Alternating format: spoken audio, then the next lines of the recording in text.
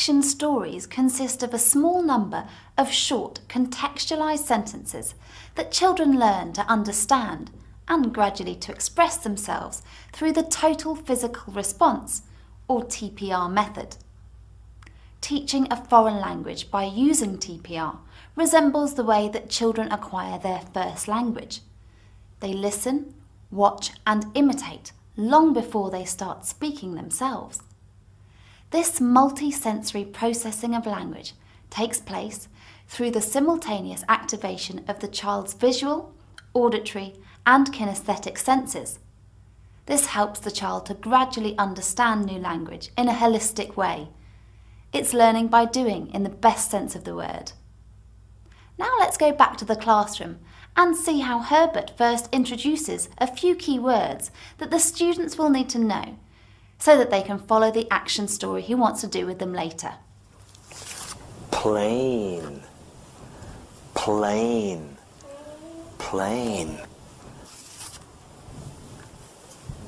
Car, car, plane, car. Teddy, teddy, okay. Plane, car, teddy. Plane, car, teddy. Doll, doll. Plane, car, teddy, doll. Okay, doll. Now that the students have learnt the key words that they're going to need, let's see how Herbert gets them to understand sentences by listening to instructions and imitating his actions. Now, stand up, please. Stand up, please. Okay, good. Fly your plane. Fly your plane. Drive your car. Zoom. Okay, once more. Fly your plane. Drive your car. Vroom. Hug your teddy. Hug your teddy. Kiss your doll. Okay, once more. Fly your plane.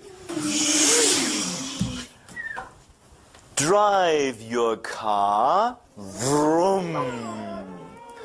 Hug your teddy. Kiss your doll. So that was the first phase of an action story. What's important here is that the teacher adapts his or her teaching pace to the student's pace of learning. In other words, the teacher introduces the sentences gradually and one after the other, and always repeats the previous sentence or sentences before introducing a new one. What's also important is that the teacher strictly keeps to the order the sentences were presented in.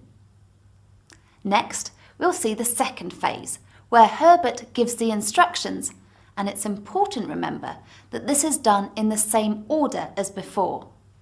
But this time, he doesn't give the students a model for the actions. So the children have to listen and carry out the instructions without seeing the teacher act them out. Being in a group gives them security, and they're learning from one another. Now I'm going to sit down. No, you don't sit down, you stand up. You stand up, please, yes, okay. Now you do it, you do it. Fly your plane. Drive your car. Hug your teddy. Kiss your doll. Yes, good. So, what's next? Well, once the students are able to carry out the actions easily, it's now time for the third phase. As before, the students listen to the instructions and carry them out, but with one difference. This time Herbert changes the order of the instructions. And now, no, stand up. And now in jumbled order, jumbled order. Okay. Drive your car. Kiss your doll. Fly your plane. Hug your teddy. Kiss your doll. Fly your plane. Drive your car. Hug your daddy. Kiss your doll. Hug your teddy. Chantal, hug your teddy. Yes. Very good. Thank you. Sit down, please. As you can see, for the students, action stories are fun. And at the same time, they're an important way of making the children feel that they can understand the target language from the very beginning.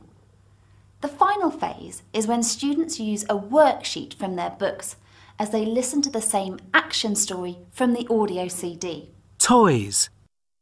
An action story. Fly your plane. The children listen and put the pictures into the correct order. This consolidates their learning and assesses in an action-oriented way how well they have understood the sentences that they have just learnt. They can do so by writing numbers, or if they haven't yet learnt to write numbers, they draw the corresponding number of dots onto the dice at the top of each of the pictures, as shown on the worksheet. Poppy, well done. Really good.